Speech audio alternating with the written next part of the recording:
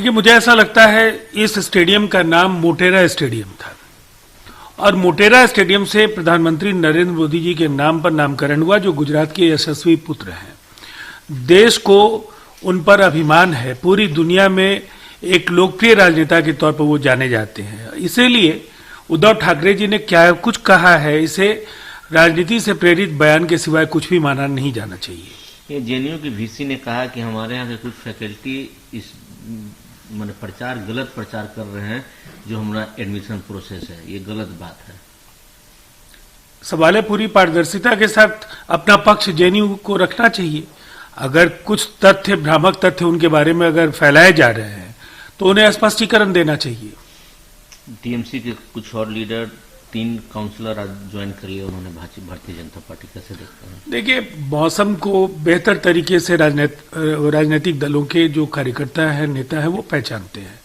पश्चिम बंगाल में टीएमसी की वापसी संदिग्ध है और इसीलिए उस दल से बड़े पैमाने पर लोगों का पलायन हो रहा है। डेरिक ओब्रेन इलेक्शन कमीशन से मिलेंगे। उनका यह कहना है कि कोरोना जांच के बाद जो सर्टिफिकेट दिए जा रहे हैं उसमें नरेंद्र मोदी की तस्वीर है। देश के प्रधानमंत्री के रूप में अगर सर्टिफिकेट पर उनका चेहरा है तो इस पर डेरेक ओब्रायन जैसे नेताओं को इतराज क्यों है? ये कर्नाटका के मिनिस्टर हैं रमेश जरखियोली, उनको इस्तीफा देना पड़ गया। उन पर सेक्स करने का आरोप था।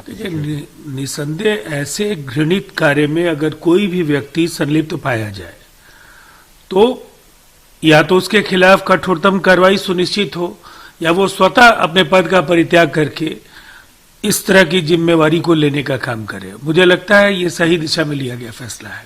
देवेंद्र फडणवीस ने कहा है कि उद्धव ठाकरे कहते हैं कि हम लोग चाइना से भागते हैं। उन्होंने कहा कि ये हमारे सोल्जर का अपमान है, ये उनको अपना बयान वापस लेना होगा। देखिए, अब जो चाइना को लेकर भारत का रवैया है, पूरी तरह से बराबरी में हम बातें कर रहे हैं, चाहे वो डिप्लोमेसी का सवाल हो या जो सामरिक जो हमारी तैयारियां हैं और बॉर्डर पर दोनों ही तरफ के फौज को एलएसी से दूर रखने की कवायद हो। इन सबों में चीन की मनोवैज्ञानिक बढ़त का जो सिलसिला था वो अब रुकता दिख रहा है और ये भारत की जीत है। शशि थरूर ने एक ट्वीट किया और कहा है कि जीडीपी और उन्होंने नरेंद्र मोदी की दाढ़ी की तुलना कर दी है। अपने पूर्व के बयानों को देखें, शशि थरूर की काफी किरकिरी हुई थी जब वो प्रधानमंत्री श्री नरेंद्र मोदी जी की तारीफ में कसीदे काटते थकते नहीं थे और कहीं ना कहीं ऐसे बयानों से कांग्रेस के नेताओं की जो हताशा और बौखलाहट है वो झलकने लगी है। अनुराग कश्यप और तापसी पन्नू के यहाँ इनकम टैक्स ईडी के छापे पड़ रहे हैं।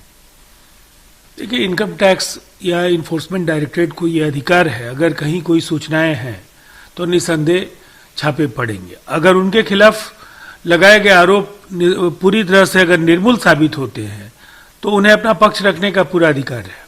लेकिन अपोजिशन तो बोल रहा है कि तो अगर कोई भारतीय जनता पार्टी के लीडर से और उनके व्यू नहीं मिलते तो उनका छापामारी कर दो।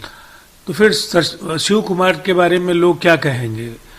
कांग्रेस के कर्नाटक के बड़े नेता थे, लोगों को प्रतिशोध से भरा ये कार्रवाई दिखता था। उनके यहाँ 300 करोड़ रुपए मिले थे। तो मुझे लगता है ऐसे बयानों से कांग्रेस के नेता क्या साबित करना चाहते हैं? अगर कालाधन कहीं है और इसके संबंध में कोई सूचना है तो इन्फोर्समेंट एजेंसीज को कार्रवाई करने का पूरा अधिकार है।